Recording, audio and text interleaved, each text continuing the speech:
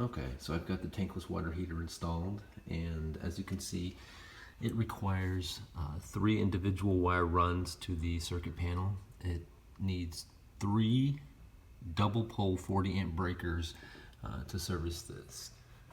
So here we have the cold water coming in, and it heats up inside the unit, and then the hot water going to the house. Right here you have your adjustments, so it's off right now. Temperature settings, you can adjust it all the way up to 140. 128 works for us right here. Many factors will determine what your temperature is set at. Water pressure, low flow faucets, things like that, but you'll have to adjust accordingly. It's held in place with 4 screws, 2 on the top, 2 on the bottom.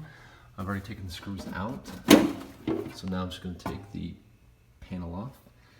And as you can see, it's I don't know, looks like a little bomb. It's a neat little thing, but like I said, the cold water comes in and it just continuously loops around until it gets hot, returns back to your house.